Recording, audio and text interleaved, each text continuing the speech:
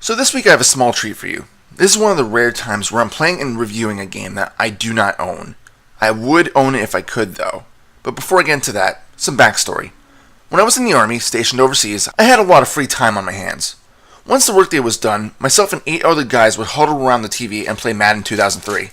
We played it so much that by the time we went home, we were about 19 seasons in, and a roommate of mine had relocated his team to become the Ole Bitch Slappers, who was also coached by Brett Favre. But once people started to slowly lose interest, or when we had to wait for 2 guys to battle each other, time slowed down and I needed something else to keep my interest, because I played through my available PS2 games and Devil May Cry 2, although new at the time, bored me to death already. One of the Air Force guys hooked me up with 3 CDs. One contained all the NES ROMs known to man, and the other 2 SNES ROMs. So when it wasn't my turn to play my Madden game, or when we weren't watching awful kung fu movies, I was in my office playing ROMs. One of the ROMs I came across was a game known as Armed Dragon Fantasy Villgust. The official name of the game is, and I apologize to any Japanese speakers because I'm sure I'm going to butcher this, Kouryuu Densetsu Villgust Gaiden. Huh, I think I got it okay. Apparently, it's based on some anime from years ago. My anime-crazed friends never heard of it, so I'm not exactly sure how popular it is. But in any case, the game was only ever released on the Japanese Famicom, and to my knowledge was never exported to any other country. No problem, I should be able to find a Famicom cartridge, right? Wrong. Every search I've done only turns up the SNES entry of the game. The only place I can find the NES game is on emulation sites. Was it ever actually released? I truly don't know. Anyway, that's enough of a backstory, so let's talk about the game. You play as Muribo, who is considered the goddess's hero, tasked with eliminating the evil of the world. At least, that's what I can only assume the story to be. I've played quite a few translated games, especially when it comes to SNES RPGs, such as Bahamut Lagoon, Final Fantasy V, Seiken Densetsu 3, and Tales of Phantasia. But the translation of Villgust, as I will call it from here on out because the title is too damn long for me to constantly repeat, is pretty bad. Characters will spout out the most random crap, and story-driven dialogue is segmented badly so it's nearly impossible to tell what's happening. Profanity is also laced throughout, which is unheard of for an NES game.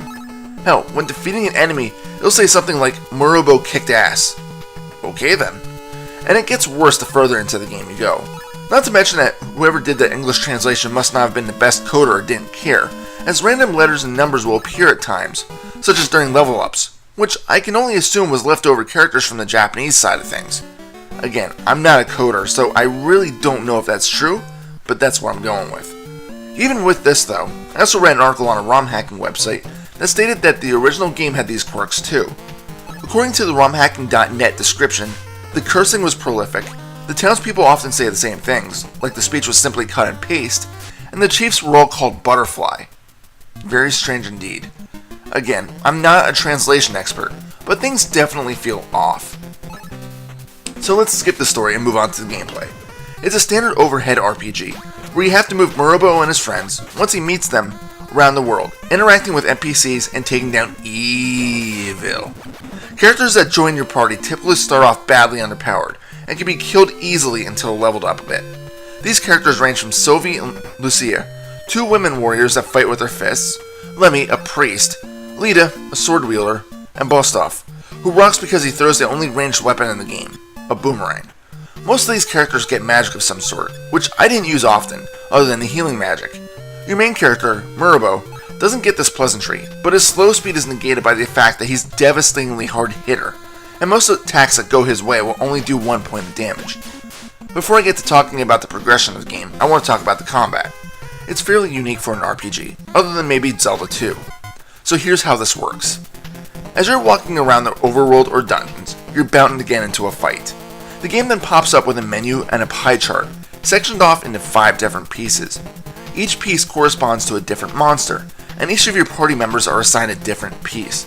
starting with the lead member attacking the top pie piece and then rotating around counterclockwise.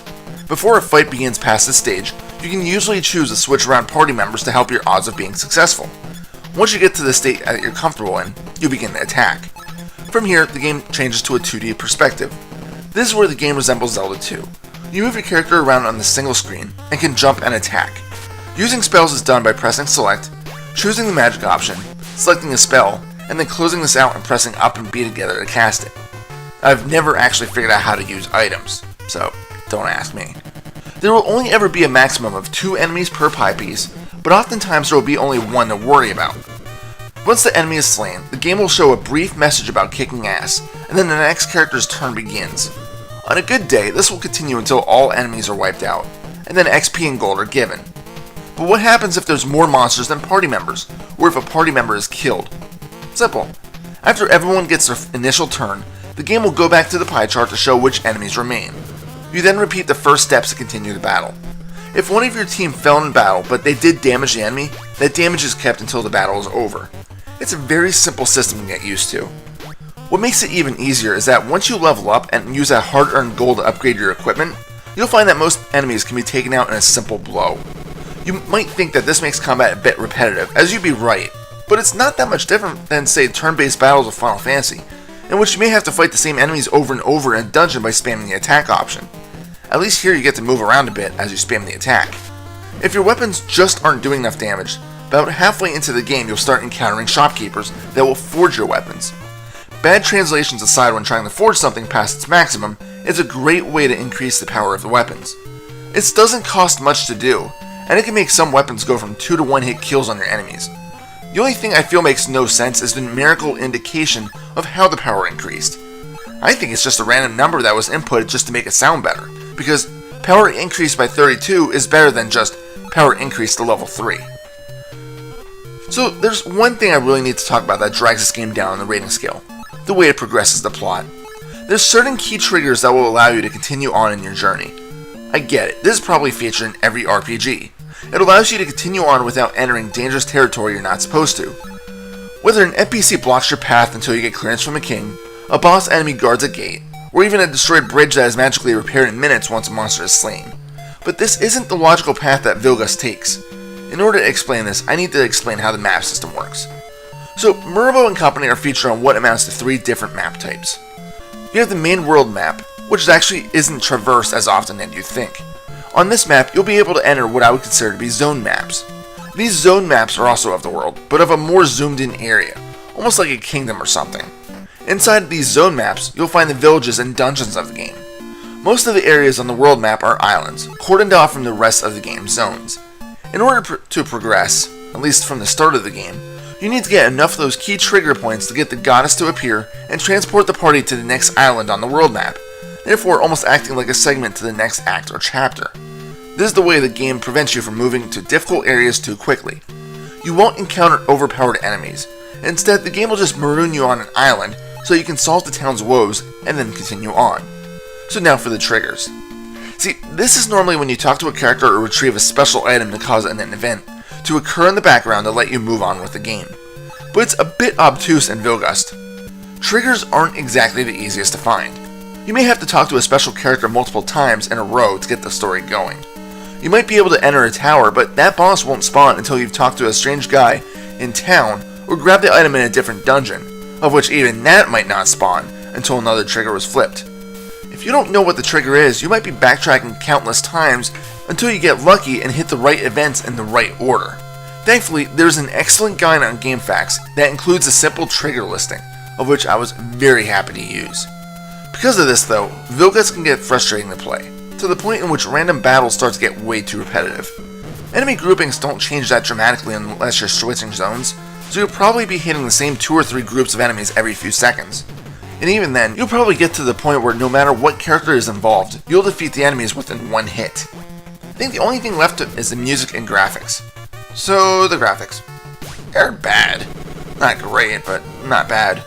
Supposedly the game was released in 1993, which would have been late in the NES's lifespan, so you'd expect maybe a bit more detail in the game, but at least most of the battle zones are colorful and believable with the area you're running around in. Plus, all characters, friendly or not, have some decent detail to them.